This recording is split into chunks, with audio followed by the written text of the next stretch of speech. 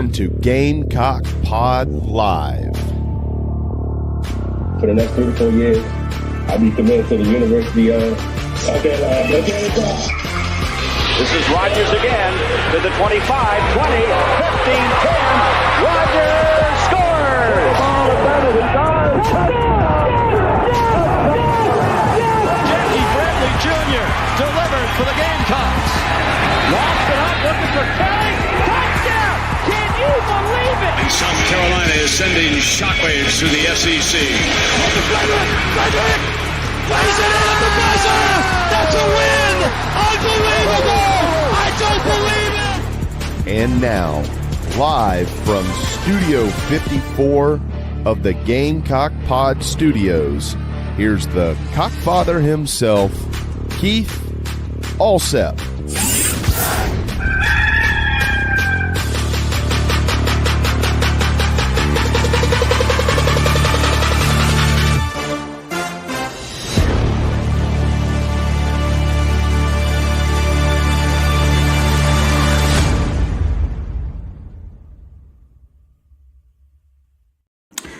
All right, good morning, everybody, and welcome into Gamecock Pod Live.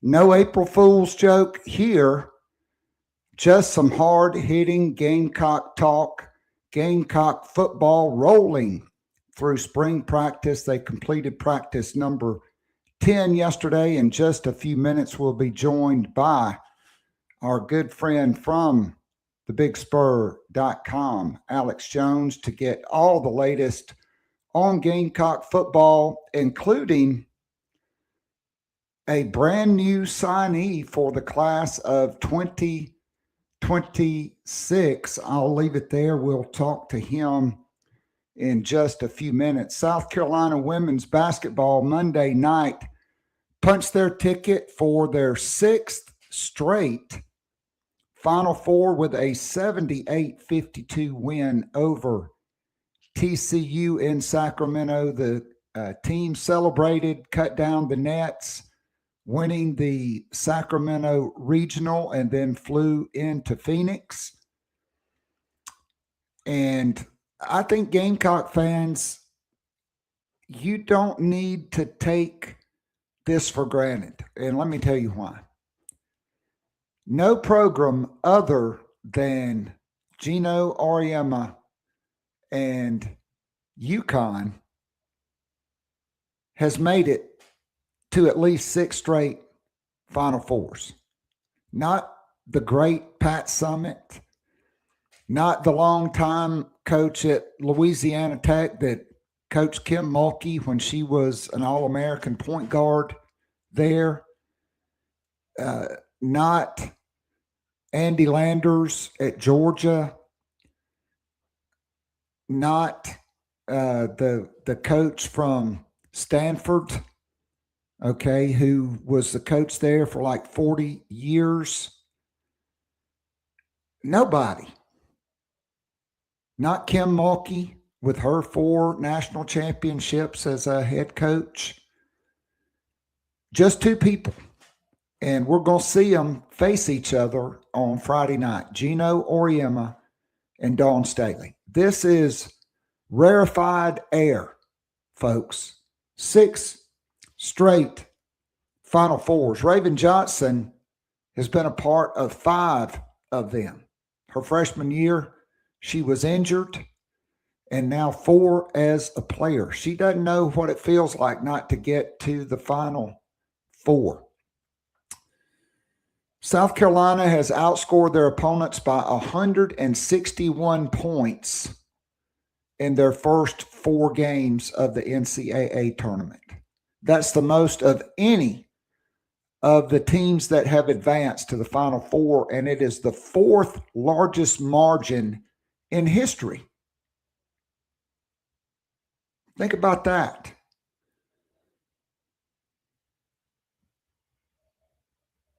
This is the second year in a row you have the same 4 teams. You don't have the same matchups. South Carolina and Texas played in the semifinals, and Uconn and UCLA played in the semifinals last year. This year it'll be South Carolina and Uconn and Texas, who may be playing as well as any team in the country. They will take on UCLA. South Carolina has not missed a Final Four since the 2018-2019 season. Good morning to the fams that are in the room. I agree that a star is born with Gotti, Agot, McKeer. And honestly, had she not been injured a couple of times and banged up earlier in the season, she would have been doing this much, much earlier. That really hurt her development. So in the chat right now, let's go ahead and bring in Alex. What is the major difference between this team matching up versus Uconn and last year? Well, number one, Paige Beckers is gone. Okay. Yeah. South Carolina is bigger than they were last year with Medina, Okot. Now you've added Allie Turnabees at 6'7", who had 5 rebounds in that game as Alex just bounced out. I think South Carolina is a better three-point shooting team this year. Raven Johnson shooting the ball much better. I think South Carolina is deeper than Uconn. They only like to play about 7 players. Only 2 of their starters average in double figures. But I think there are variables, like which version of Tanai Latson shows up. Just give me the one in between Oklahoma and TCU. Not 20, don't have to score 28. Just give me 16, 18 points. And Tessa Johnson can't wait till the fourth quarter to score. Let's see if Alex is texting me. And you got to have really good Medina Okot, who, by the way, still no clarification on her eligibility status. She has to make a decision on whether or not she's going to wait on the NCAA or declare for the WNBA draft. Players that have advanced this far have 48 hours after their last game to make up their mind. I like the depth of this team. I think, Uconn has not shot the ball as well going into this Final Four. Gino's blamed it on the new basketballs and the rims. I think part of the problem is Uconn uses Nike basketballs. South Carolina plays with Wilson basketballs, which is the official basketball of the NCAA tournament. And I hope even as a Nike school, South Carolina continues to do that. I think the length of having an Agot McKeer coming off the bench with Allie Turnabees, Maddie McDaniel, I just think that makes South Carolina a deeper team. I mean, if you can slow down Azzi Fudd and Sarah Strong and take one of them away, or make them do like Olivia Miles. Olivia Miles had 18 points. She had 20 field goal attempts. If you can get Azzi Fudd to shoot 6 or Sarah Strong to shoot 6 for 20, I like South Carolina's chances, provided they don't turn the ball over. That's how Uconn gets a lot of their points. They turn their opponents over, even though the vast majority of their opponents were quad 3 and quad 4 wins. I mean, we'll find out now. I honestly think any of these 4 teams could win in the semifinals and in the national championship. I think Texas will beat UCLA, and I think whether it's Uconn or South Carolina, they're going to have their hands full with the Longhorns. They're playing their best basketball of the year. But while we wait on Alex, I want to get back to this point. South Carolina has not missed a Final Four since the 2018-2019 season, which was really a defining turning point, the second one for Dawn Staley, when she kicked Taya Cooper off the team and Mad Kiki Herbert Harrigan came back for her last year. South Carolina, since then, 33-1 and the number one overall seed in 2019-2020. The tournament got canceled because of COVID. Ty Harris and Kiki Herbert Harrigan didn't get their chance to win their second natty. But then the following year, which was still under COVID, in San Antonio, South Carolina lost when Bree Beal missed a layup and Aaliyah Boston missed a tip-in at the buzzer. That could have easily been another national championship. They were 26-5. The following year in Minnesota, 21-22, 36-2, beat UConn for the national championship. The year after that, South Carolina was 36-0 and lost to Iowa in Dallas. That one still sticks in my craw, the way the officials call that one. So 36-1. They came back the next year, 23-24, and went 38-0. National champs. And last year's team, 35-4, and finished national runner-up. South Carolina is currently 35-3 heading into Friday's matchup. While we're waiting on Alex, let's get to a couple more questions here. I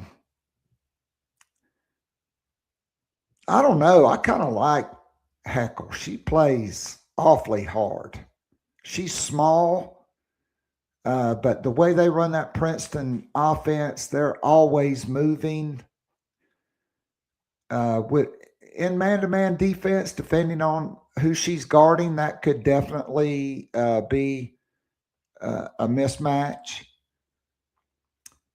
Any thoughts on the mauling Uconn and Texas did to their opponents as far as fouling? Well, I think Uconn has gotten a lot of favorable whistles in this tournament. And Texas, they just play so hard, they're going to force the officials to call a foul on almost every possession, and they're not going to do it. When I was a young coach at a clinic, team, their head coach was there, they pressed full court a lot, and they fouled a lot. But they said, yeah, they may call them early, but they're not going to keep calling them.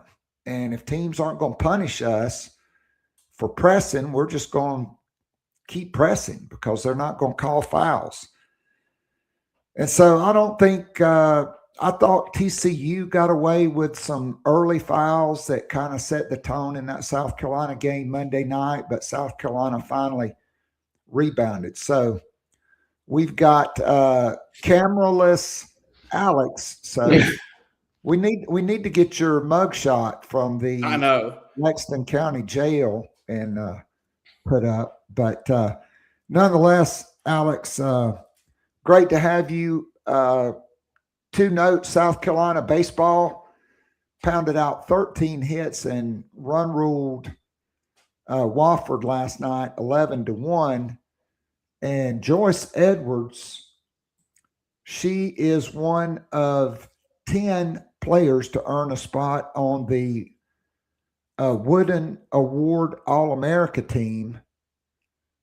That was announced. Edwards has been on every All-America team listed this season, making her just the third Gamecock to earn that status in each of her first 2 seasons. Aaliyah Boston did it in 2021 and 2020. Asia Wilson in 2015, 2016. All-Americans in every year. Joyce Edwards is putting together an offensive season for the record books as she tied the program with record with 22 20-point games. Her 749 points are just 5 away from Katrina Anderson's record in 1977-78. That was on those great Pam Parson teams in the AIAW. So she'll become the all-time leader for points in a season when she scores her 6th point on Friday night. All right, Alex. How are you doing, my friend? You got any I saw this morning somebody put on the Big Spur Dawn Staley to leave South Carolina for Virginia after championship run. That was an April Fool's joke. I don't know of any good ones, but I do know South Carolina is 2/3 of the way through spring practice. You guys have got to be out at practice. We've heard from a number of assistant coaches this week, and Shane Beamer. You've got to observe in practice. So give me maybe your top 3 takeaways about the offense, things that you have learned through player interviews, assistant coach interviews, and observations this week. Yeah, I think, you kind of heard this through the first few weeks of spring practice, just about the tempo that this offense is running. And, I mean, it was kind of funny last week hearing Bakari Swain talk about how, they're having to go up against these wide receivers, and it feels like they're running downfield and having to run back to the line of scrimmage, and, they're getting gassed. And I think that kind of speaks to the tempo they're running, not only play to play, but then also I think the plays themselves are also just fast. So there's not a whole bunch of this, 6-step drop types of things where you're waiting on these long routes down the field. Like they're kind of building to that with those shorter routes and shorter plays. So I think that's probably, going to be music to South Carolina fans' ears for what they've, these past few years and what they've seen from an offensive standpoint. But I think that's one thing. I think, listening to Stan Drayton talk in his press conference this week, I think you can really hear the, what those running backs going to be held to. Like, I think there's going to be a high accountability in that room. Like he mentioned, as soon as when he's watching them at practice, if a guy who runs a 4.4, 4.5, somewhere in that range, and if he sees they're not running to that standard every time, he's going to call them out on it. It's going to be a loaf, is what he said. And so I think, you can hear kind of, it's a new voice in that room. And I think it's a voice that they needed. And, that running back room is going to be really interesting because I think it's one where, 2 years ago you had Rocket Sanders transferring, and I think, leading up to the season, you knew like that guy's going to be your starting running back. Well, now you got, I think you got four guys or so, maybe 4 or 5 who can compete for that starting running back job where you could see it, where you can see that, okay, that would make sense if either one of those 4 guys or so would be at that lead running back. So I think that running back spot is going to be really interesting to watch. And then, just kind of seeing this offensive line starting to come together a little bit. Like, obviously, they're not building out a depth chart right now, but, you're starting to see some things that are starting to stick from a position standpoint. Like, Carter Miller, seems to be, that center right now, and he's kind of locked into that spot. But, you kind of seeing him be locked in there. You're seeing Kojo Poku in that right guard spot. It seems like that one's getting pretty stick to. And I think Shetzer kind of getting some work at left tackle is really interesting. Like that guy's now going to be pretty much playing every spot but center, and he's only a sophomore on the offensive line, but I think he can do it too. So that's just obviously going to be that spot to watch for whenever Jakarius Peak does come back. Where does he kind of fit in? Does Shetzer kind of move? Obviously, Peak when he does come back, that would move Shetzer to somewhere else, but he's a guy that can play just about every spot on that offensive line, and kind of feels like they're starting to figure out the combination there. All right, good stuff. All right, so let's go to the defensive side of the football and same question, maybe your top 2 or 3 takeaways from the interviews and what you have observed. We'll start at that defensive tackle spot. Like, it seems like that's got a chance to be a strength of this team is on that interior, that defensive line. And it makes sense from what you see, what they're able to add from the transfer portal with Jordan Thomas, Kelby Collins, and Tomiwa Durajai. Like, those guys are, especially Durajai and Kelby Collins have proven it at a high level. And I think that just goes to add with what they had returning with Brownlow Dindy and Troy Pikes, who we've talked about how both of those guys really elevated their game towards the end of last season, and really want to see them build on that. But you also, I think what the good thing you're hearing about that room is you're hearing some really good things about Aiden Harris and Noah Clark from a freshman standpoint too. Like, we've kind of talked on here before about how, like, what are those guys' role going to be this year? Like, what are they going to be able to do? Can they get into that rotation? It kind of sounds like they're fighting for it to get into that rotation. Like, you remember in that 2024 season, they rotated about 4 or 5 defensive tackles because they like to keep those guys fresh. Like, it seems like those guys got a chance to get into that rotation, but it's going to be a battle because you still got Christian Ingram and Caleb Williams in there who I think are starting to finally get healthy and get to work like that. But it seems like from in that room right now at D tackle, they got the high end talent in that room, but also really starting to build some depth there. Sticking on that defensive line, we'll go to edge spot. Like, I think Julian Walker's really kind of making a name for himself at that spot. Like, we've talked about from a physical standpoint how strong he is and how just physically ready he is as a true freshman. But you kind of hear it, heard it from Deion Barnes in his press conference about how well he's been holding up against the run too, which is something that as freshmen can struggle with just because they're not maybe asked to do that as much in high school. So I think that's kind of the top 2 things right now that are standing out. And obviously, you got the 2 corners that I think your starters probably right now. Like, obviously, they're not going to say starters, but you feel good about Bakari Swain and Judge Collier there. But you're starting to hear some good things about Kossie Barnes too at that corner spot. DeMarcus Leach. You listen to Torian Gray talk about him and some of those other players, his teammates. Like, I think they're starting to build that depth at corner too. And then I'll give you another one. That safety spot too is just continue to be intriguing. Like, you continue to hear good things about Jazavian Current. Shane Beamer mentioned he made a play in the scrimmage on Saturday. So you kind of just circle all those freshmen for what they can be able to do. But it's an intriguing position for sure. No doubt about it. So I kind of do want to go through, from things I've read, things I picked up from talking to a couple of sources, pieced together a depth chart, at least a preliminary depth chart that I want to go through. But first, I think we need to discuss that there is a new man that is now the most interesting man in the world. It is no longer the guy that does the Dos Equis commercial. It is Neff Giwa, who is a native of Nigeria, lives in Ireland. I don't know how those 2 cultures go together. 6'8", 295, 4.840. Another guy that is sure to show up on Bruce Feldman's freaks list. 37-inch arms. Yeah. Anything over 34 inches in the NFL combine for offensive tackles is considered elite. This guy, his arms are like triple XL long. And the most interesting thing is this guy has never played American football. He's played rugby, soccer, and basketball. But tell us how this guy got on South Carolina's radar and how they wound up signing him, and he'll be enrolling this summer.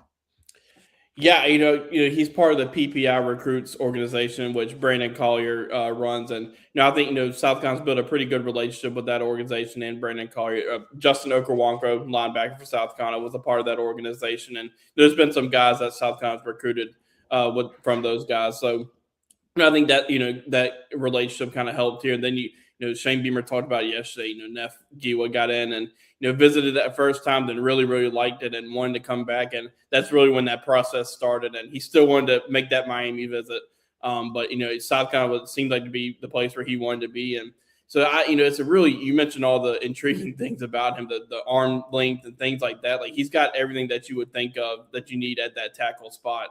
Then the question came up yesterday, like how did offensive tackle be the spot that he chose? Because you can see the vertical and things like that. Like could it be tight end? Like I do think, tackle is probably the right spot to start him off at. I think, but the thing with him is going to be like, what other opportunities from a special team standpoint could pop up with him? Like I could see maybe a field goal block type of thing, like with the way he can get up in that arm length with his vertical. Can he get up and block some of those field goals? Can there be some goal line types of things where either he's an extra offensive lineman or he's played rugby. He's been in those rugby scrums where they've got multiple people and things like that. Like it's just a lot of intriguing things, but I think for him now it's just, Shane talked about it yesterday. It's going to be day one football stuff with him whenever he gets on campus. And they'll have some of the summer now to be able to go through that with him. But, just kind of picking up on some of the things that he's going to have to pick up from a football standpoint. But you've seen some of the clips from him. Like, Brandon Collier and that organization has done a really good job of kind of starting that process and getting him ready for some of those offensive tackle techniques that he's going to have to run because he seems pretty smooth doing them right now. And now it's just kind of picking up that football technique and things like that. Probably putting on some more, good weight because there's going to be some of that he's going to need to put on. But he's definitely got all the intangibles you're looking for. I mean, to me, this guy could be an offensive tackle. He could be a tight end. He could be a defensive end. I'm just really intrigued by him. He just moves so well for the guy that size. Like you don't see that often with the way he can move, but I think that's also that soccer background that he had growing up, that rugby background. Like guy at his size probably shouldn't move as well as he moves. All right, so there was a guy a long time ago, Alex, who was a soccer player from Nigeria.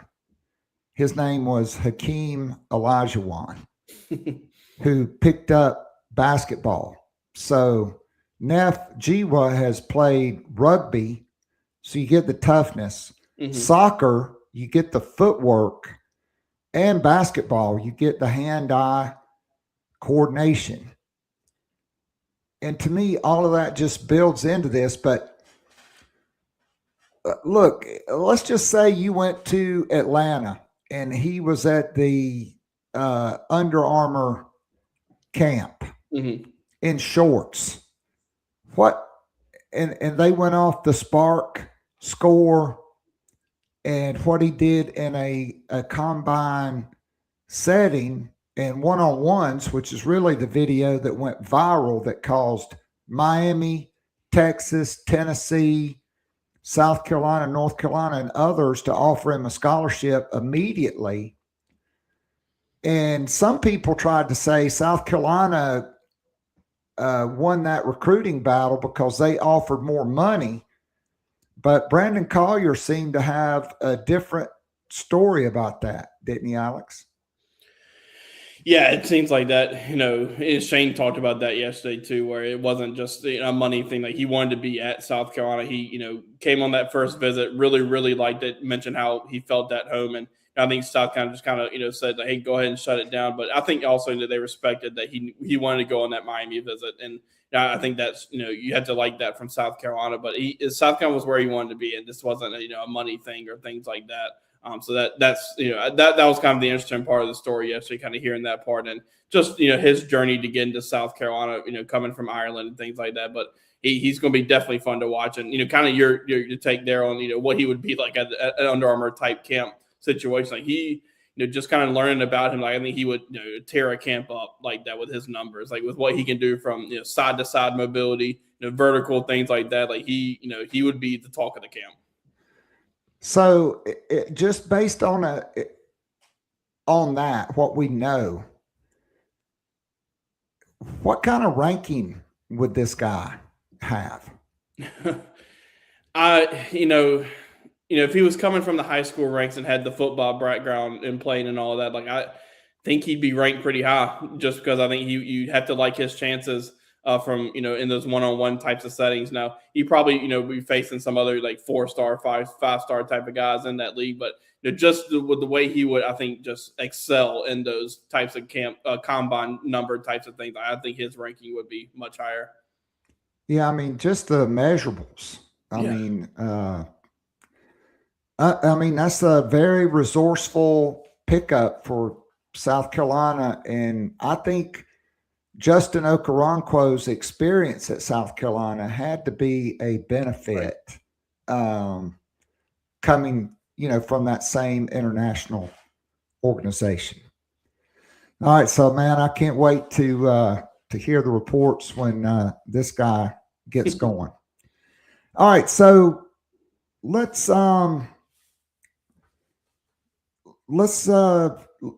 break down the offense here. You mentioned the offensive line with the injuries to Jacarius Peak and Josiah Thompson. They were searching for a left tackle. You did have Seth Smith working there. But now it looks like Shed Surratt is kind of a placeholder in the insurance policy on Jacarius Peak at left tackle. Who, besides him, I guess you still have Seth Smith. Where's Damola Adjadon working right now? So he actually was working at guard. Yes, I think it was right guard. Adjadon was getting some work there. So I thought that was interesting and something that pretty soon want to ask about, because I think, kind of been talking about him being a potential like right tackle, things like that. Where is he going to work? But he was getting some good work at right guard yesterday, which I thought was really intriguing.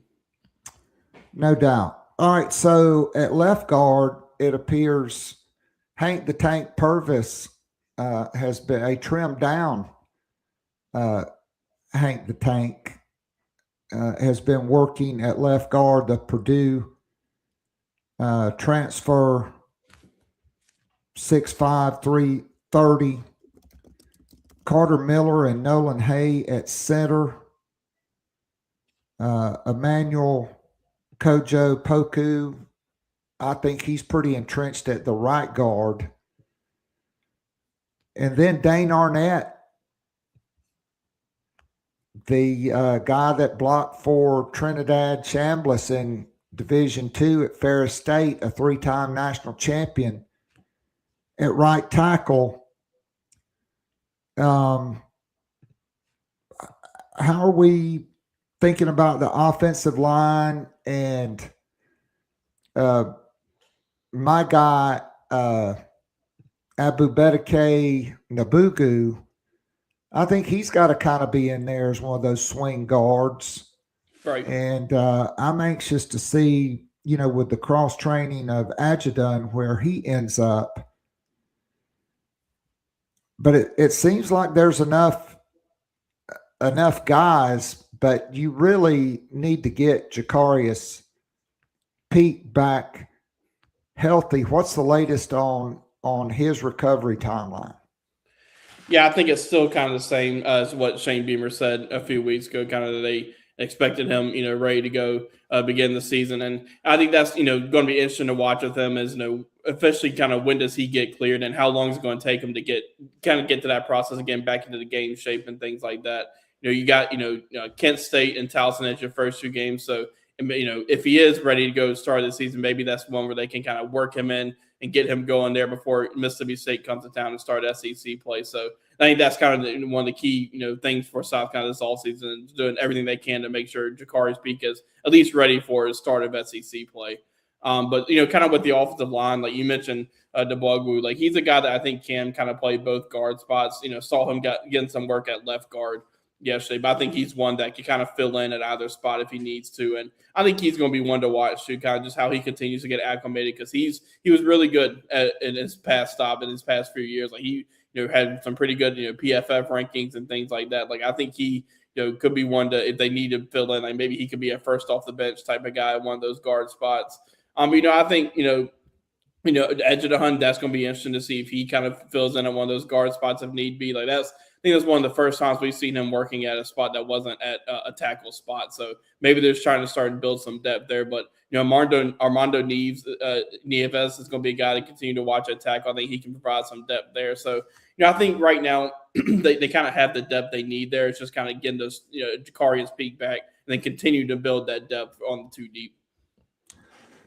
No doubt. All right, so at tight end, I think it's primarily going to be the 3 guys that have been in the program. I do think Mike Tyler is really coming on based on all reports, but Brady Hunt has a lot of experience. So does Maurice Brown II. I'm just really intrigued about my guy Mo Brown to see if he can take the next step. Sean Elliott says, he just plays like his hair's on fire and only knows one speed, and he's got to, instead of just looking to take somebody's head off, he's got to, play every part of the position. But this is a guy that does not lack the athletic ability, and neither does Mike Tyler. What's your overview of the tight end position? Yeah, with Maurice Brown, you're never going to doubt the physical, kind of him being physical and things like that. Like, he seeks out contact, like blocking, he seeks out the contact. Like, that's never something you have to worry about. You mentioned Sean Elliott's comments. I think it's just having the game kind of slowed down for him, getting that feel for the game where you can play to that physical nature that he plays with, but also kind of making sure you're completing your assignments on every play. But you saw it last year. They love to get it early on. They love to get the ball out to him in space in the flats and those tight end kind of dump off passes. And he can turn. He plays physical, but he's also really fast too. Like, he can turn those 5-yard receptions into about 10, 15-yard plays, and you saw that, and then run over somebody at the end of the play. Like, he's done that on special teams throughout his career, but now I think it's just that's his next step, is taking that next step from a mental standpoint in the game. And if he can do that, Sean Elliott mentioned, like, nobody wants to tackle that guy when he gets into the open field. So I think you kind of have to like his potential as a threat in this Kendall Browse offense with how they can use tight ends. Now I think Brady Hunt is kind of, potentially a top of the depth chart guy for them right now. And I think he's, Sean Elliott really, really likes Brady Hunt, kind of likes the experience and the leadership that he brings. Just an older guy in that room that I think he started to see him come on a little bit at the end of that 2024 season. Then, unfortunately, when he was starting to really play well, had that injury against Missouri. But I think, this offense probably tends kind of to, fits better for Brady Hunt that he's going to be in. I'm not sure if he's kind of that inline blocking tight end constantly that he can be, but I think he kind of fits into this Kendall Browse offense where he can work into the zones, kind of find the open spots in zones. I think he's a really nice fit for that. And then Mike Tyler, you mentioned, seems like he's getting a lot of talk too, that he's kind of taking the next step there. So that's kind of exactly what you want to see right now for that tight end room. Yep. So you mentioned the running back room. I think the top 4 guys are Matthew Fuller, Isaiah Augustov, Christian Clark, and Jawarn Howell. Not necessarily in that order. Would you say those are the top 4 guys there? I agree. And, I think, the one that's, probably not getting talked about enough right now is Isaiah Augustov. Like, he's a guy that saw in practice, one of the first practices, and kind of just a physical standout to me, guy that really caught my attention, who seems to have taken that next step. And you heard, Stan Drayton talking about that kind of from a confidence standpoint. He wanted to kind of build his confidence. He could see that last year may not quite been there, but now just kind of building his confidence. But again, kind of going back to what I said earlier about this running back room, like, there's 4 guys you kind of feel like have that starting caliber right now, but then you can't count on like a Jabri Coleman, who Stan Drayton's really familiar with him, being that they were both at Penn State, and we've talked about multiple times how good his high school highlights were. Like, maybe he can continue to come along a little bit too in that room. Yeah, I mean, this is the deepest running back room in many years at South Carolina. All right, so at quarterback, no surprise, it's Lenore Sellers. I can't wait to see when they put it all together after spring, summer, fall camp, and get into the season, what he can do. I think we're going to return to the second half of the 2024 season, Lenore Sellers. Cutter Woods, from the moment he set foot on campus, you've heard nothing but good things about him. He's a winner, played in 2 state championship games, won it as a junior, and his senior year wasn't his fault they lost because the offense put up about 45 points. Yeah. And, you continue to hear great things about Landon Duckworth, his athleticism and the high ceiling there. And so that leaves the wide receiver room that I did want to hit on. And I'm hearing right now there's probably a top 4 of Nick Harbor, Jaden Sellers, Nitro Tuggle, and Donovan Murph. I've heard good things about Mazio Bennett rebounding from the sophomore slump. And, there's still a lot of other guys, and I'm still really intrigued by Jaden Gibson as he works his way back. But DJ Black can run, Malik Clark, Lex Cyrus. I mean, there's just a lot of guys in that wide receiver room. Yeah, I think it's going to be interesting to watch like Malik Clark and Jordan Gidjar and what they can do from year 1 to year 2. Mike Furry kind of talked about that the other day. What they need to do is just kind of do that takeover. Like it's your time. It's kind of what his message is to those guys. But, I think Nitro Tuggle has been somebody that has really kind of caught people's attention with his athleticism, how quick he is. I think now it's just his next step as being more consistent. And I think you've seen that in his college career. Now it's just taking that next step to where he can do that every down, every play type of thing. Nick Harbor, obviously, you always hear great things about Nick Harbor and his work ethic, and that hasn't changed this year. Like he seems like he's working to have that big year at South Carolina. And then, I think Donovan Murph's really kind of intriguing to watch. You saw his game starting to come on a little bit towards the end of the season, along with Jaden Sellers. Like those two young guys, I think, can take a next step. And, Mazio Bennett can kind of be like the X factor kind of wide receiver in this room. I think that you saw it as a freshman, and I think just everything kind of, caught up there his sophomore year. Like it just, the struggles offensively. I think it's just one of those where he can kind of hit the reset button with Mike Furry in that wide receiver room and get back to who he was in 24, where we were talking about last year, where we thought he was going to take that big jump and potentially be a wide receiver 1, wide receiver 2 for South Carolina.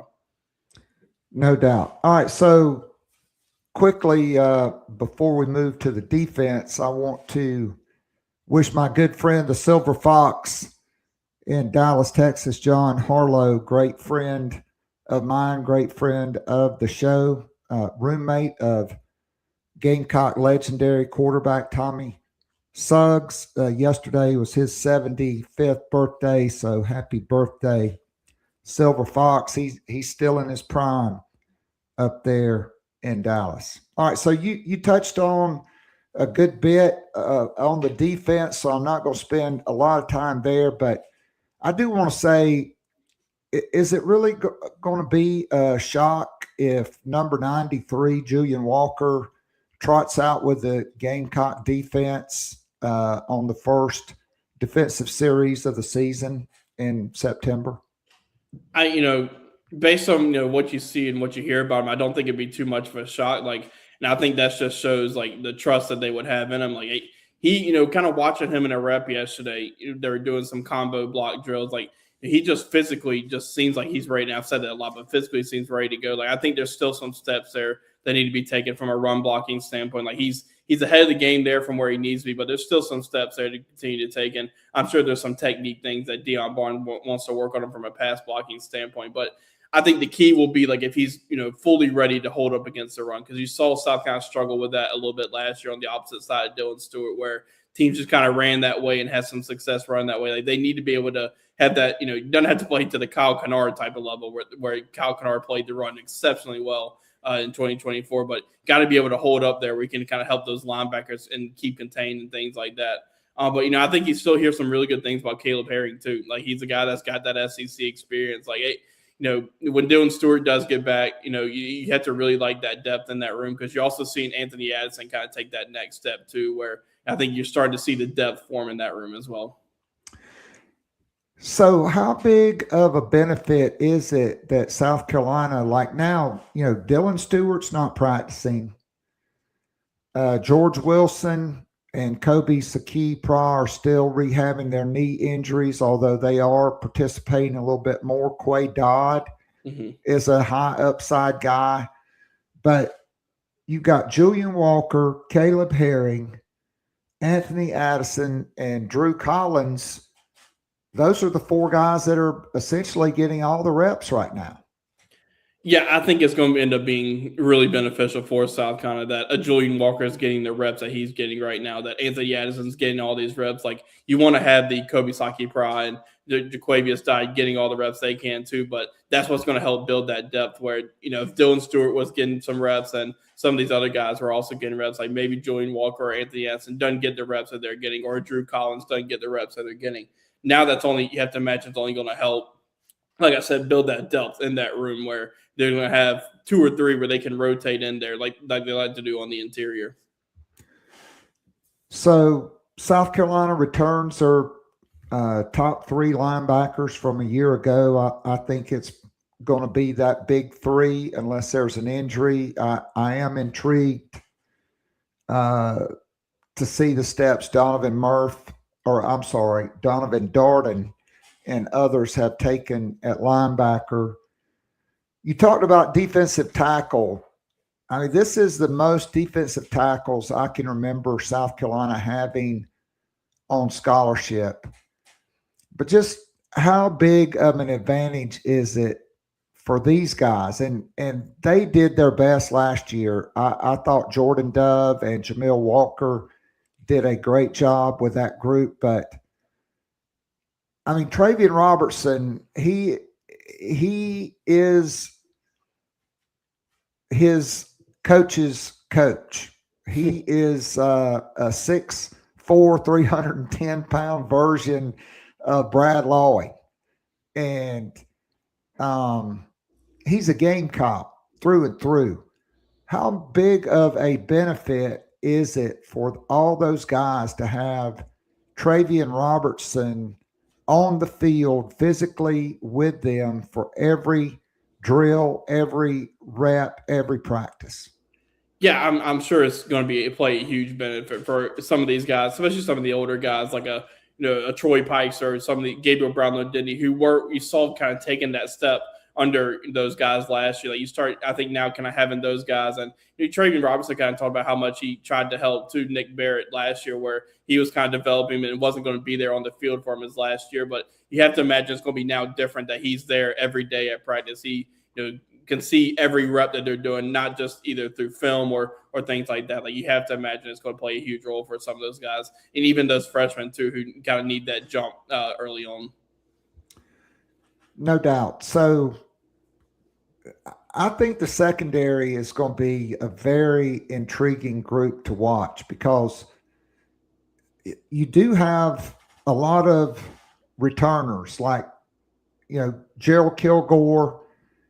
He's in a battle at that nickel spot with Quaysheed Scott and Jaquel Hallman, who played last year as a true freshman.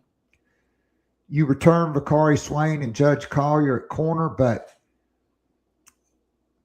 very intriguing. Not just that, Jalewis Solomon just seems like a guy that can't stay healthy, but Koski Barnes, 6'2", 206, DeMarcus Leach, 6'3", 200, and really, this caught me by surprise. Tristan Lewis, the Greenwood High School quarterback, he's 6'3", 207.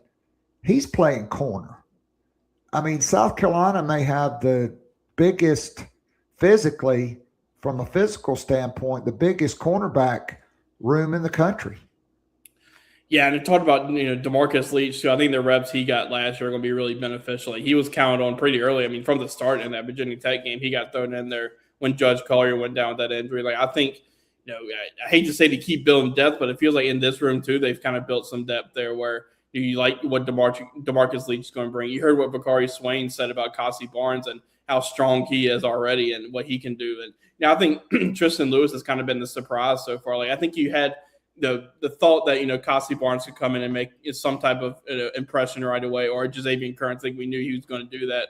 But Tristan Lewis, you thought like, okay, this guy was a quarterback in high school. Like how quickly is he going to be able to acclimate to that playing safety position or corner position? Like he's been one that I think has really kind of flashed too so far. I mean, you're hearing some guys talk about him. Like it's just, I think that freshman class, you knew how good they were going to be, but you're really starting to see the impression they're making, and that's without the 5-star being there yet in Darius Gray. I mean, no doubt about it. It's safety.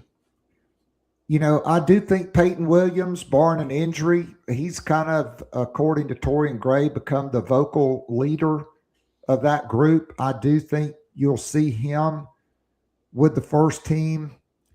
My biggest question is, how long can David Busey hold off Kendall Daniels Jr. and Jazavian Currents at that other safety spot.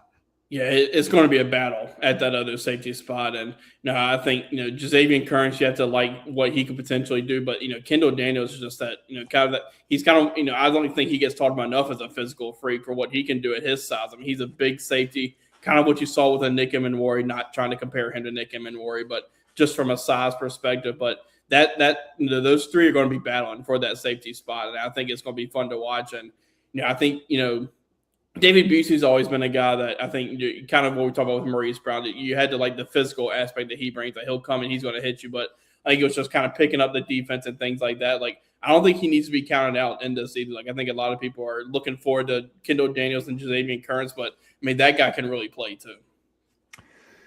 No doubt about it. Alex, great stuff as always. Thanks for being with us today. And I guess they got two more weeks practice? Yeah. To get those last 5 in. No spring game. Clemson had their spring game on a Sunday afternoon. That was kind of weird, especially for Dabo. I don't know, maybe he backslid. But thanks for being with us. Great stuff as always. Be well, my friend, and we'll look forward to catching up with you down the road. Always enjoy being on. Appreciate it, Keith. Yeah. That is the incomparable Alex Jones. And so we are down to the final 4, people. So did you just fill out your bracket for fun this year, or did you fill it out to actually try to win something? Because a lot of people are just playing for bragging rights, but MyBookie.ag is giving away $100,000 in their March Madness contest. 100 grand real cash. It's all up for grabs. And they're celebrating 100,000 followers on Instagram with another $10,000 in prizes. So I was in Las Vegas at the sports book at Caesars for that first weekend of March Madness. It was crazy. There were buzzer beaters, upsets. This past weekend, we watched Duke choke off a 19-point lead. It's the first time a 1 seed had ever had a 15-point lead at half and lost. I think it was 134-0. Very similar to South Carolina blowing that 31-3 halftime lead against A&M. It just never been done before. But now we're down to the nitty-gritty. Okay, so it's no longer about picking the upsets and talking trash in your bracket group. It's down to who can pick the winners and turning your basketball knowledge into a bankroll. If you're going to do it, be in it to win it at mybookie.ag. Head over there to mybookie.ag. Just type in promo code with under all caps and get your first bet covered up to $500. If it misses, activate your bet back bonus token and run it back. So you can bet up to $500 your first bet and get it back at mybookie.ag. The madness only comes once a year. It's going to be over after Monday night. Don't just watch it. Win from it only at mybookie.ag. Proud sponsor of today's show. All right. Late last night, I was able to interview Brice Hedgecock, the co-host of the Gamecock Basketball Only Podcast. I want to play that interview for you. We talk about South Carolina's path to the Final Four, the matchup with Uconn, the significance of Dawn Staley taking South Carolina to 6 Final Fours, and Brice makes his picks. So bear with me for just a second. Here is my interview with Brice Hedgecock, the co-host of the Gamecock Basketball Only Podcast. Oh, and by the way, last night, I don't know if you saw it, but Jersey Robinson was interviewed during the McDonald's All-America game on why she chose South Carolina. And Dawn Staley, she was wearing Asia Wilson's A2s, debuting them. No, she didn't have a great game, but she was one of the best players during the week. She played point guard a good bit at 6'1.5", 6'2". And, another player that didn't have a great McDonald's game was Asia Wilson way back in the day. Jersey Robinson, another elite player, along with Kaylee Wynn and Kelsey Andrews, that will be joining South Carolina women's basketball this summer. So I'm going to pop out, and then you'll get to my interview with Brice Hedgecock. Hold.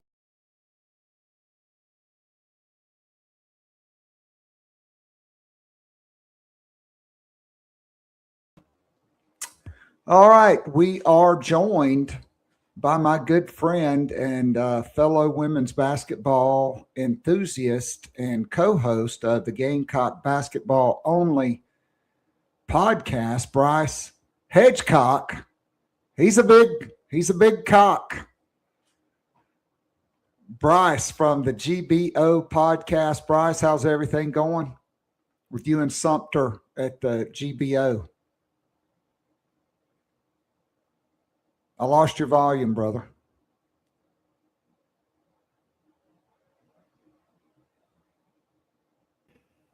I'm glad to be back on the pod. It's been a while. It's been a long season for the men's basketball team, but we don't have to talk about that. That season's over, but the women keep doing what they're doing. And I never thought I'd say this. This team is as best a team that we've had.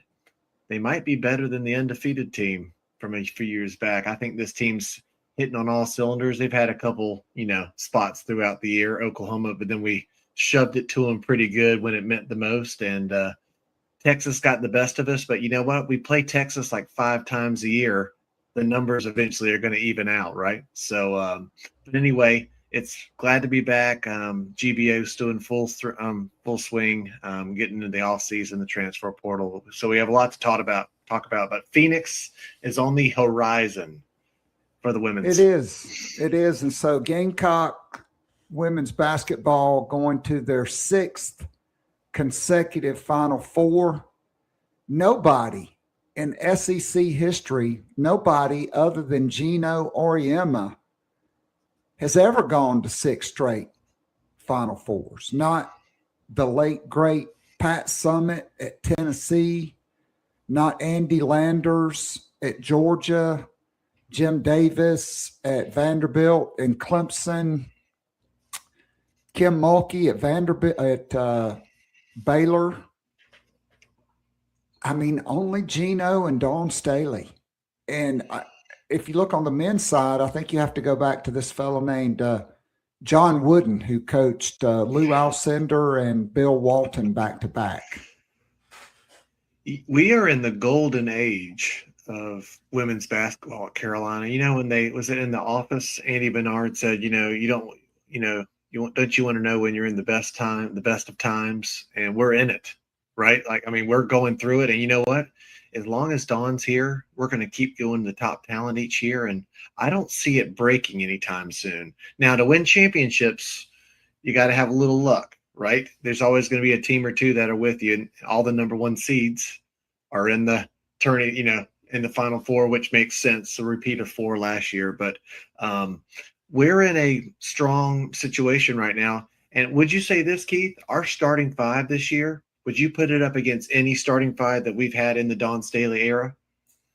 I would. You have all 5 starters in double figures. I think you have 2 players averaging a double-double. I know Joyce Edwards is right at it. Medina Okot at 6'6", has averaged a double-double, and now you look at a overlooked top 5 recruit and true freshman, just call her Gotti because she got him last night. McKeer, she's averaging about 14 points per game in the NCAA tournament, a career high 18 points last night in that 78-52 late beatdown of TCU, 29-11, just an onslaught in the fourth quarter. And she was really the catalyst, I thought, Brice. You know what the difference with her last night was? I think it was the mind. She's had the skill all year, and the defense came out when she started the beginning of the year. Who was on Booker in that Texas game in Columbia? She played the best defense. She's long. She plays great defense. Now, she's always had offense, but we didn't expect her to score 14, 16 points, but she was a good 6 to 8 point, and she played lockdown defense. Have we had a lockdown defense wing since what? Bree Hall? Who's been our lockdown wing since Bree? I think it's her. That's only last year, Breezy Hall. I would put Breezy Hall, though, ahead of Bree Beal, who, in my mind, is one of the most overrated players of the Dawn Staley era. She got a lot of love. She did get a lot of love, no doubt. But right now, if you look at it, South Carolina, their starting 5, and Maddie Mouse is coming off the bench. She's playing well. Gotti is playing well. Allie Turnabees, even Mary Who's been a Dowda. pleasant surprise. She's getting more and more minutes, and she's getting better the more she plays. Turnabees. No doubt. So, Brice, when you look at South Carolina's path, the other morning on Sports Center, Hannah Storm, who looks like a tornado went through her house. She asked Steffi White if anybody could slow down Uconn, and she said, well, South Carolina does not have the firepower, but South Carolina's averaged 94 points a game. They've outscored their opponents by 161 points through 4 games thus far in the NCAA tournament, which is more than Texas, more than UCLA, and more than Uconn. And I just don't get the argument. South Carolina seemed to play right into TCU's hands and play in a slow tempo, but they held them to 33% shooting, and in the fourth quarter said it was like the Roadrunner, beep, beep, meow, and they just ran off and left them. You know what? It was weird, right? After coming off that Oklahoma game where we started hot and stayed hot, it was different for TCU. And you find the flow of the game in the first 4 or 5 possessions, right? If you make your 4 or 5 baskets to start, it's going to be a great night and you're going off and running like we did at Oklahoma. But it was a slow start, and that Olivia Miles, she's good. And she started early, and I was like, as long as we stayed within 10 and we weathered the storm, and then guess what? We figured it out, right? We started going to Joyce. We started shooting the 4 to 6 footer jumpers, and then we turned it on after that. And when we started hitting threes, it was on. But Keith, you know what's great about this team? Any given night, it could be any player that goes off. And it doesn't even have to be a starter, as we saw last game. It's just any night. Like against Oklahoma, it was Raven Johnson and Latson going off, and we didn't need Joyce or Ocott Medina. We didn't need them. Because when your guards are combining for 40-something points, you're in good shape. It's just any given night, anyone can score. So anyone to say we don't have the firepower, I think we have too much firepower. The only thing that gets in our way is us. I don't think it's what other people do. It's what we do. So if UConn plays a great game, we're in trouble, right? Because if they're playing great, even if we played great, their great is better than our great. I am man enough to say if they're playing their best, we ain't beating them. But if they're playing only average, above average, if we play a great game, and we have to play 4 quarters, Keith, you can't have a game where in the first quarter you go on a 5-minute stretch where you can't score. We're in trouble. UConn doesn't have stretches like that. That's the difference in the game. But anyway, I'm excited for this team. I just hope we go and hit UConn in the mouth, but it better start early or it can get in trouble really fast. So I agree. I look at it like this. I don't know if South Carolina's faced outside of Oklahoma an offensive team like UConn, but I don't think UConn has faced a defense like South Carolina. And they've only been in 1 or 2 close games all year. I think the Michigan game was about the closest game. And Michigan got beat by 50 by UCLA in the Big Ten championship game and by 36 by Texas. Sad. I mean, it was sad. Look, I don't want to relitigate this. I'm sure you guys talked about it. UConn only 9 quad 1 wins. 20 of their wins versus quad 3 and 4. Texas and South Carolina, I think, both had 13 quad 1 wins. UCLA, 18-1 in quad 1, and their only loss was to Texas, and that was the night before Thanksgiving. They rolled through the Big Ten, which was the #1 conference by the net. Regular season and tournament champs. I thought strength of schedule and the net has to count. And not only if you're not UConn, I guess. Hey, when you play in a conference like they do and they can whoop up on people, they're judged by the few non-con games they have against teams that have a pulse. And as long as they don't lose, they're not going to get shunned. And the net won't matter. Kim Palm equivalent, I forgot what it's called on the ladies' side. It's just, I'll say this. They have 2 first-team All-Americans, right? And Strong and Fudd. And they're just fun to watch. It doesn't matter about the metrics after that. So it's fine. UConn is tough. Why did we beat UConn for a couple of years, Keith? Injuries. They always had a player injured. And last year, what happened? The big 3 were injured. We did have this player named Aaliyah Boston. That helped too. But when did. UConn had Fudd, Strong, and Beckers, you had to have a perfect game, and you just couldn't stay with them, you know? But, I mean, that was a weird season because they were not even a 1 seed. They lost to Tennessee last year. They were kind of reeling and were a 2 seed. Got hot at the end of the season and then rolled through the NCAA tournament. Now I think they're like at 54 or 55 straight wins. Mm-hmm. But I mean,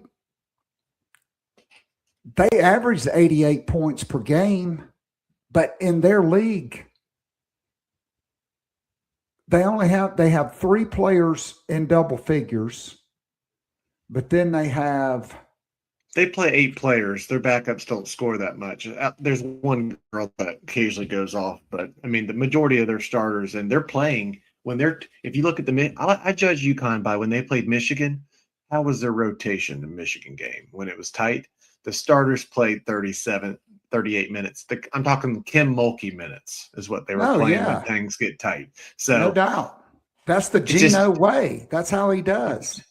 But guess what we have this year? We have tremendous size. And we have more depth. That's correct. And when Joyce plays mad, you need Joyce to play a little mad, Keith. You know, sometimes she gives a little confused look when she gets pushed a little bit. Who was the bruiser last night for TCU? What was that girl's name? Started with a J. Or is it Suarez? Suarez. Yeah. Suarez. She was a bruiser. And Joyce was like, what is this? But then Joyce said, I'm better than you. I'm going to man up and hit you in the mouth back. And that's what we're going to need. But Okad, it's weird with Okad and Edwards. Some games, they're the most dominant force ever. So I'll say that one little hiccup we have is sometimes Okad and Edwards don't get as physical and they don't push back. But they're going to have to play physical against UConn because they have physical and finesse is what I call UConn. Physical and finesse. They don't have the size that South Carolina has. Strong, obviously. She's a bruiser too. At 6'3", she's heavier than she was last year, but she still likes to spot up and shoot the three or drive. I really think you could play Raven on her. You could play Joyce on her. Gotti, I think can play. Fudd, you know, that 17.5 strong is almost 19. And then Blanca Quinones, who looked like their best player against Notre Dame. She was hot. She's about a 6'2" freshman from Ecuador. She had 20 points in that game. She comes off the bench. She plays the most minutes of the non-starters, about 20 minutes per game. She's the only other player in double figures. She averages 11 points per game. Shade, 7.5. Z-Bell, 7.5. KK Arnold, who starts, 7. Kaylee Heckel, 7 points. Sarah Williams, 7 What points. does UConn not do? UConn doesn't turn the ball over. They force 20-plus turnovers against everyone else. They don't turn the ball over. You know how UConn gets all those breakaway points and the easy buckets? Turnovers. I mean, we saw it last year when AZ Fudd picked Malaysia Fulwiley's pocket, and she was on one leg in that game. She picked her pocket like 3 times in a row. Keith, basketball is a simple game. If you don't turn the ball over in double digits and you shoot 40%,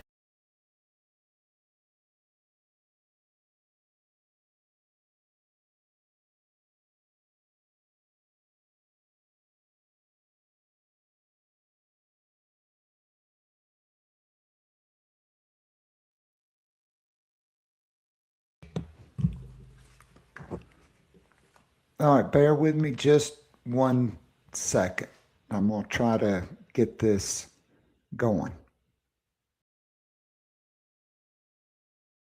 they don't turn the ball over. You know how UConn gets all those breakaway points and the easy buckets? Turnovers. I mean, we saw it last year when AZ Fudd picked Malaysia Fulwiley's pocket, and she was on one leg in that game. She picked her pocket like 3 times in a row. Keith, basketball is a simple game. If you don't turn the ball over in double digits and you shoot 40% or higher at 2, or not 2, maybe 45% at 2 and at least 37, 38% from 3, you can beat anybody.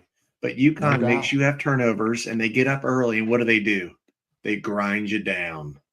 But if you get up early and you stay with them and hit them in the mouth, what are they going to not be used to, Keith? They're not going to be used to playing in a tight game. And what happens when they get a little tight? The pressure is on them, Keith. They're undefeated. They also, I guess, late night last night on SportsCenter, and the host was talking to Dawn and Scott Van Pelt. Scott Van Pelt was talking about pressure, being the undefeated team, and Dawn's like, well, you got to play with them. You got to play hard and get close, and then, sure, the pressure's on them. But, no one's done that all year. But Michigan, I think Notre Dame had it with 8 points. They were living in the 8-point line, maybe a little bit 5 points till about half. That made, I don't know if you saw the end of the first half against Notre Dame when that girl, was that the girl off the bench that just throws up that little prayer to take it to 7? Anyway, it made me mad, and I turned it off because I hate watching UConn be successful in anything. But it's going to be a very simple game. You're going to know in the first 5 possessions, Keith, against UConn, are we going to go and hit him in the mouth and try to go score? Because we have a size advantage, right? We have size advantage. But if they go and double team, then we hit the couple threes. They can't double team. And the only way you beat UConn, you get those stars in foul trouble. get them in a tight game, get them off their regular flow, and then we can take it to them better than anyone can. Maybe Texas. Texas is on a roll right now and making other people sad too.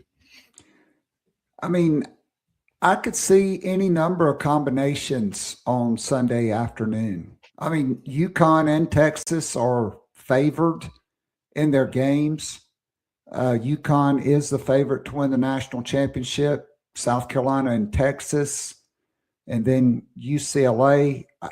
I just think it's the toughness factor, and I think South Carolina is tougher than Uconn. But can we get Medina Okot's A game? Can we get the A game from Tessa Johnson? Can we get it from Tanaya Latson? I'm not saying 28, but she had 3 points last night. You need Tessa to be not scoring her first points in the fourth quarter. Exactly. I'll say this as well. I thought, like you said, those first 5 possessions in that TCU game, they fouled South Carolina hard on 2 or 3 of those first 5 possessions. They didn't call it, and let's call it like it is. Uconn has been getting every whistle this entire tournament, every whistle. I mean, even they've been shooting 23% from 3. Now, if that continues in the Final Four, if they shoot 20% from 3, unless we turn it over 20 times, I don't think they can beat us. We need to play A+ basketball. And I guess, Keith, this team, they know UConn's on the schedule coming up, right? Don will say to publicly, when they do their little team sessions with the video camera in the corner, hey, it's just another game. Let's go hit them hard and, play our best. But when those cameras go off, Don doesn't like Gino. Gino doesn't like Don. It's a rivalry. It's you know what? It's kind of, you remember that heated rivalry we had with Sophie Cunningham in Missouri? It's a little bit of feel with that. Am I making that up, Keith? Do you ever get a feel like we hate UConn? We want to hit them in the mouth. And I'm talking like during those Missouri years with Sophie Cunningham where everything was a fight. It needs to be a fight on Friday. It needs to be a fight that we need to win. Or like it is now with somebody else that looks like they grew up in a trailer park, Kim Mulkey and LSU. Your girl. That's not my girl. She's got a face that make a freight train take a dirt road. But 2 other topics real quick. Yep. Medina Okot. South Carolina petitioned the NCAA in October. Nothing heard. According to Dave Cloninger from the Post and Courier, they checked on game day, nothing from the NCAA. She has to make a decision within 48 hours of her last game because of the timing of the WNBA draft. Wow. I mean, there's just no chance that 2 years in a university in Kenya equates to even Division III or JUCO basketball in the United States. Can we just get a lawyer and sue the NCAA like everyone else does? Well, I know a guy named Bakari Sellers who's a lawyer and a fan of the program. So somebody needs to be doing that. I mean, I'll say this, Keith. It would be nice to get Okot another year, right? Because I think Turnablaze or Turnabees should be good to not be in the spotlight next year, having to get more and more minutes and sit one more year behind Okot.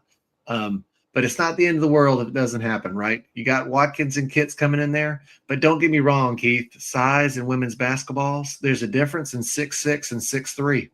It's a big difference. Because what does Okot do when she gets a rebound? She just holds the ball up and no one else can grab it. Size matters in women's basketball. And she's big and strong. I mean, Allie's 6'7", and she can dunk with 2 hands. Next year we'll have at least 2 dunkers on the team next year with Allie and Ashlyn coming back. But Okot this year, having that size it was a difference maker in 6 to 8 games. So it'd be great to have Okot. But you know what? I have given up on the NCAA doing the right thing, Keith, and I think you have too. I mean, I know there's been optimism, but inside the building with the staff, but you just never know. All right, so like we said, no shortage of talent. South Carolina's not slowing down. Jersey Robinson been one of the top 3 players all week at the McDonald's All-America game. 6'1", 6'2". When I was doing my research on her right before her announcement in December, she's 17 years old, Brice. She won't turn 18 until she's practicing with South Carolina's team in the fall in October. When she was a 14-year-old with Team USA, she was the most valuable player in the 16 and under World Championships. And as a 15-year-old, she was the MVP for the 17 and under championships. She was signed by Nike when she was 15 years old. By the way, she broke all of Juju Watkins' records at Sierra Canyon High School. Which is saying something. I mean, the rich just keep getting richer, and Kaylee Wynn and Kelsey Andrews are both top 18 players and 5-star players as well. And you get Chloe Kitts and Ashlyn Watkins back. And if Ocott doesn't get another year, I think you could see Dawn Staley go to the transfer portal for a point guard. And it sounds like there could be as many as a half a dozen elite point guards in the transfer portal this year. My guess and Sumter's guess on our GBO pod all year has been, don't be surprised if Fulwiley hits the transfer portal and comes on back.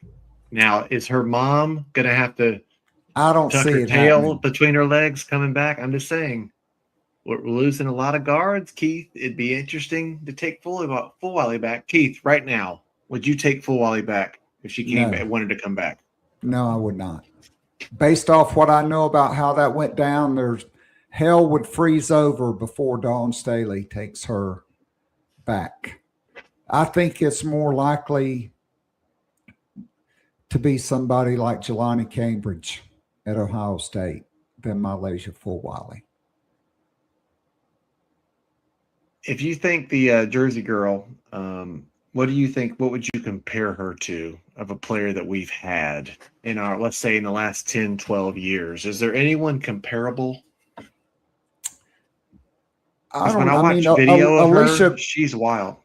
Alicia Gray was left-handed, probably a little more explosive athletically.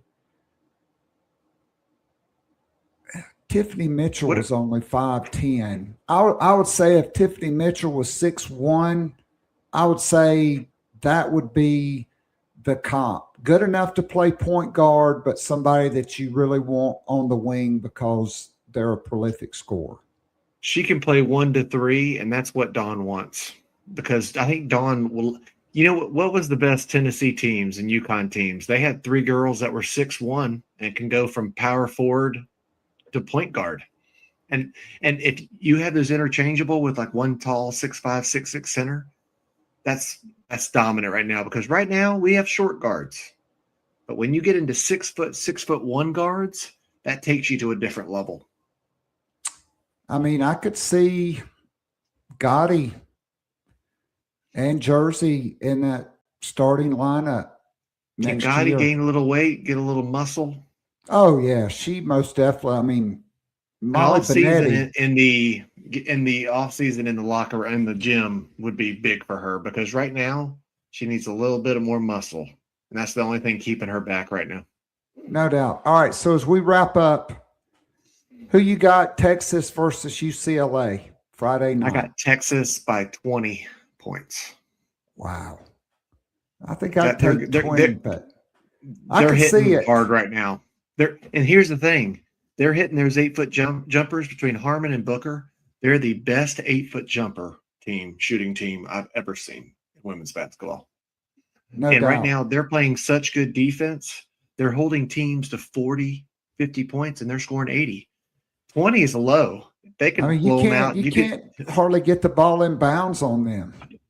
I mean, they're clamping down. All right, so who you got playing Texas in the national championship? My heart says South Carolina by 3. That's my heart. But I think UConn is just better, and it hurts me to say that. And I think they're gonna beat us by 8 to 9 points. That line about 6.5, I think, is right. But Keith, it hurts me to say that. It hurts me to say that. Because right now, what they did to us last year, what's changed? Becker's left. They got a new power forward and center. We lost Hitz, Full Wiley, and we've brought in some better players, right? Now I'll say this: out of the top 10 starters on Friday, who are the top 2 players on the court, Keith, between the two teams? AZ Fudd and Sarah Strong. And then we have probably the 5 girls after that, right? So yep. Can players 3 through 7 be better than players 1 and 2? That's what it comes down to. Now, if one of them have an off night and we are playing strong, we can win. No pun intended. We can win, and I want us to win. But until I see it with my own eyes, UConn is better right now. But you know what? Soft schedule. Anything can happen, Keith. I want us to win. I mean, I want us to win. You know, John Shire blew a 19-point lead. They just need to call him Coach. All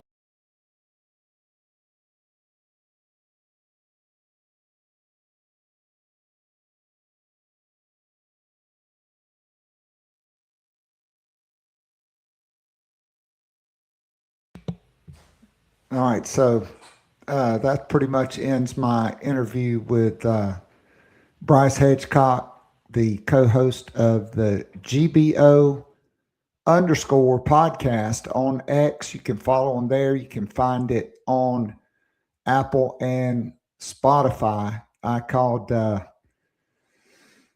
John Shire Coach C instead of Coach K. Coach C is for choke. That dude chokes off a lot of leads. So I'm going to pick South Carolina to win this game against UConn 81-75. I think South Carolina has the lead. UConn, it's a close game. UConn has to foul. South Carolina makes the free throws. South Carolina and Texas in the national championship game, and gun to my head today, I really don't know how I would pick that. But thanks to Brice Hedgecock for taking the time to be with us. If you love Gamecock basketball, the transfer portal, Lamont Paris going to put together a brand new staff, it looks like. They'll be breaking it all down, and we'll be getting together post women's Final Four for a podcast on their pod. So you'll be able to catch me over there, and you'll be able to catch me next week. Big weekend of basketball. The Big Ten has won the last 2 college football national championships. Can they win a basketball national championship? Half of the Final Four, Illinois and Michigan, from the Big Ten. So we shall see. You've got UConn in there as well. Honestly, it could go. Arizona is in there. So it's going to be interesting. You've got 4 heavyweights in women's college basketball: UConn, South Carolina, Texas, UCLA. By the way, over the last 6 seasons, South Carolina is 239 That is a 94% winning percentage. Dawn Staley knows what it's like to be undefeated and lose in the semifinals. And in 2017, the last time Uconn was undefeated, entering the Final Four, they lost to Mississippi State in overtime when itty-bitty Morgan Williams hit the jump shot heard round the world. That was Vic Schaefer at Mississippi State. All right. Should be interesting. Spring football continues. Baseball, women's softball, everything going on. We have got it covered on Gamecock Pod Daily. All you have to do is go to patreon.com. That's patreon.com/Gamecock Pod. And you can join our growing Gamecock family. Tomorrow night, at least for the month of April, the Garnet and Blacktown Hall, a live interactive Zoom call. That will return. This has been episode number 1976, an April 1st edition of Gamecock Pod Live. Keith Allsep saying thanks to Alex Jones, Brice Hedgecock. I am out of here. Everybody have a great rest of the day, and we'll be back next Wednesday. Same bat time, same bat channel. Until then, peace out, everybody.